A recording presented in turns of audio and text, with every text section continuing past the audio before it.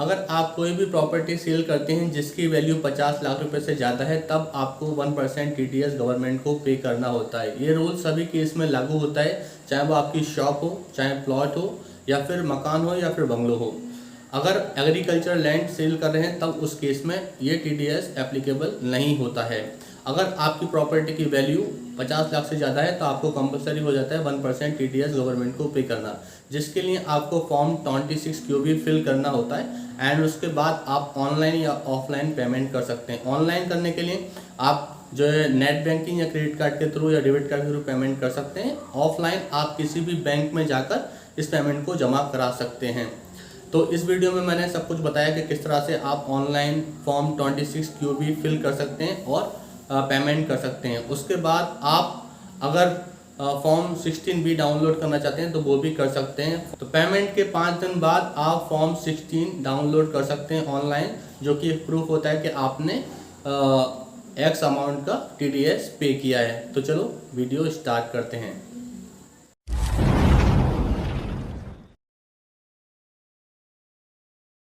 Cell of property TDS पे करने के लिए आपको सबसे पहले फॉर्म 26Q भी जनरेट करना होगा, जिसके लिए आपको इस वेबसाइट पर आ जाना है।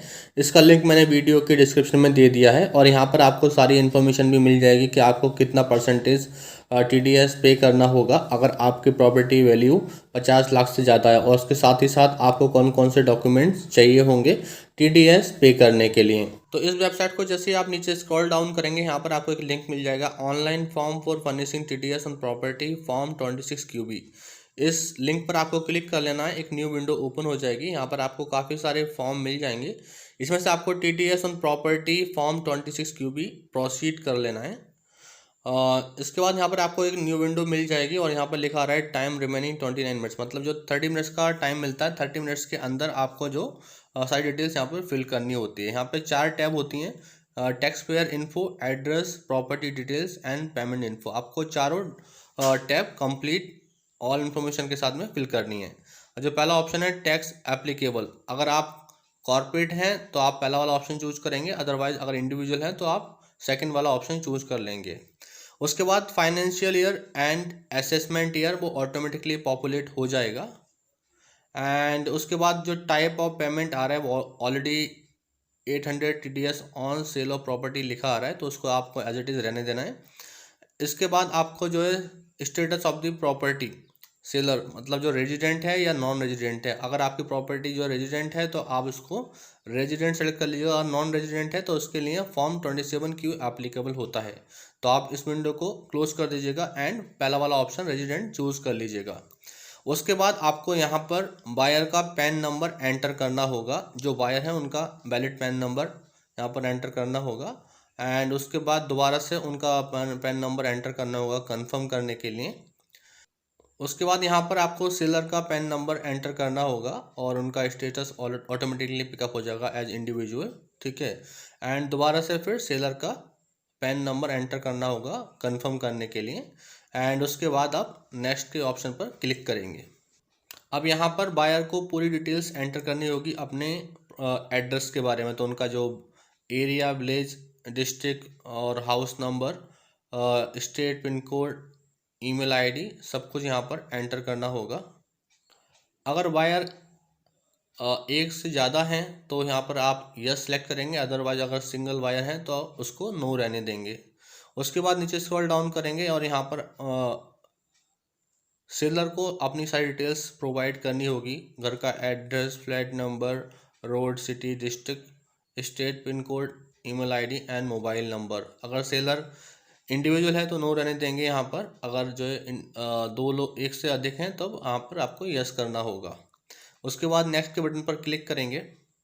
अब यहाँ पर आपको प्रॉपर्टी की डिटेल्स प्रोवाइड करनी होगी, मतलब जो प्रॉपर्टी है वो किस टाइप की है, लैंड है या फिर फ्लैट है, तो आपको यहाँ पे चूज़ करना होगा। अगर आपका प्लॉट है तो आप जो है लैंड चूज़ कर लीजिएगा। उसके बाद यहाँ पर प्रॉपर्टी का आपको पूरा एड्रेस देना होगा, बिल्डिंग का name, road, house number, district, state, pin code and date of agreement booking, मतलब जो आपकी जो बुकिंग है वो किस दिन की हुई है, तो वो डेट यहाँ पे आप सिलेक्ट कर लीजिए। जैसे मैंने जो 11 जुलाई सिलेक्ट कर लिया है। उसके बाद जो प्रॉपर्टी की वैल्यू है, जो प्रॉपर्टी कितने में सेल हो रही है, वो अमाउंट यहाँ पर आपको एंटर करना होगा। इसी अमाउंट पर आपको TDS पे करना होगा। तो हमने यहाँ पर जैसे एंटर कर दिया है, 50 लाख रुपीज़ की प्रॉपर्टी है तो हमने वो एंटर कर दिया है यहाँ पर। उसके बाद यहाँ पर सेकंड ऑप्शन मिल रहा है पेमेंट टाइप। तो आपने अगर टोटल अमाउंट एक साथ में पे किया तो आप लमसम सेलेक्ट कर लेंगे। अगर आपने EMI बनवाई है तो आप इंस्टॉलमेंट सेलेक्ट कर लेंगे, ठीक है। उसके बाद सेकंड ऑप्शन है डेट ऑफ पेमेंट, मतलब आपने जो पेमेंट है वो किस डेट को करी है, तो वो डिटेल्स आप यहाँ पे प्रोवाइड कर दीजिएगा जिस डेट को भी आपने पेमेंट करी है। तो हमने जो है 11 जुलाई 2021 की डेट सेलेक्ट कर ली है। डेट ऑफ टैक्स डिडक्शन की डेट आज ही चूज़ कर लेते हैं, 11 जुलाई 2021।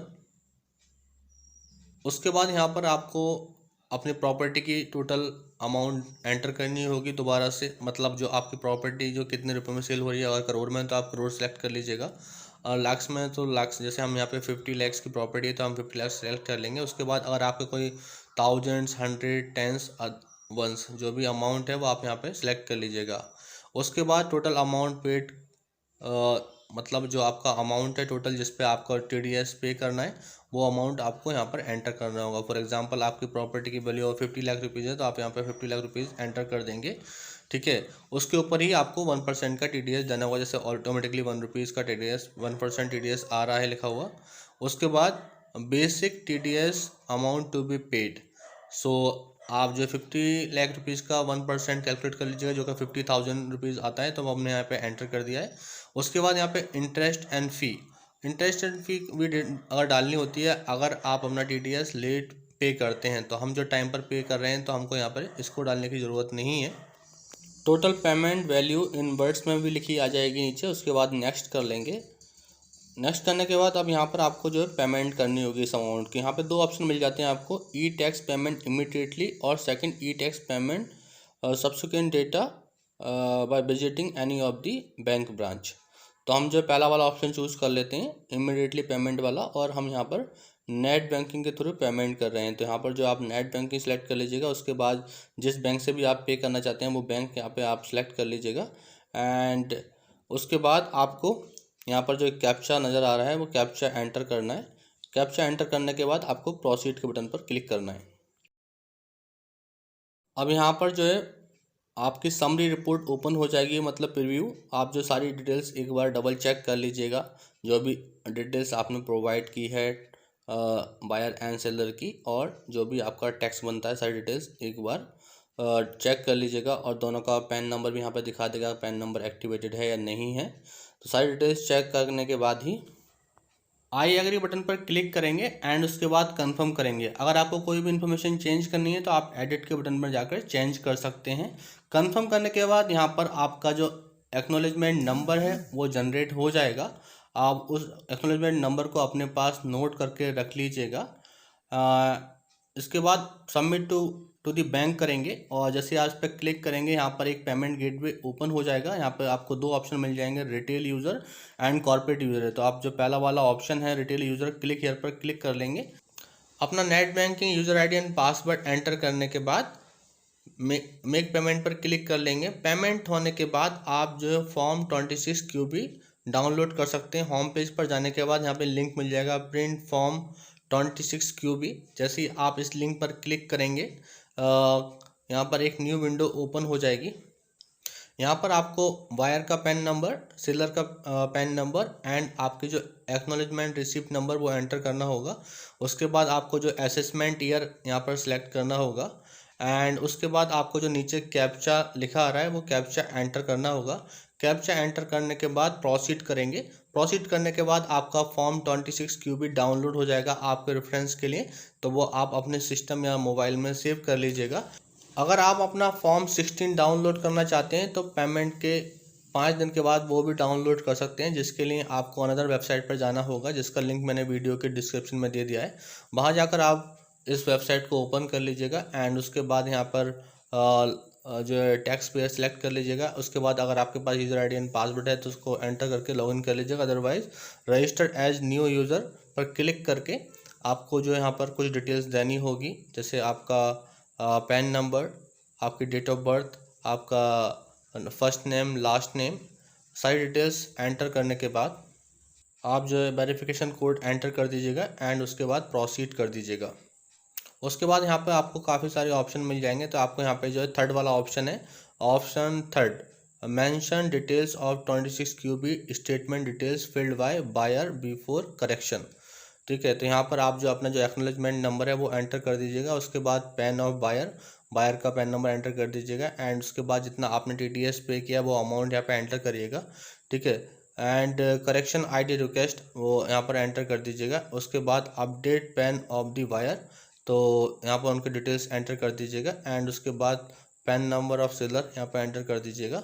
उसके बाद आप नेक्स्ट करेंगे तो इस तरह से आप अपना फॉर्म 16 भी यहाँ से डाउनलोड कर सकते हैं। सो आई होप गाइस वीडियो आपको पसंद आया होगा। अगर आप मेरे चैनल पर नए हैं और अगर आपने अभी तक मेरे चैनल को सब्सक्राइब नहीं किया है तो प्लीज़ डू सब्सक्राइब, क्योंकि मैं इसी तरह की वीडियो आप सभी के लिए लाता रहता हूँ। Thank you so much. Stay healthy and stay safe.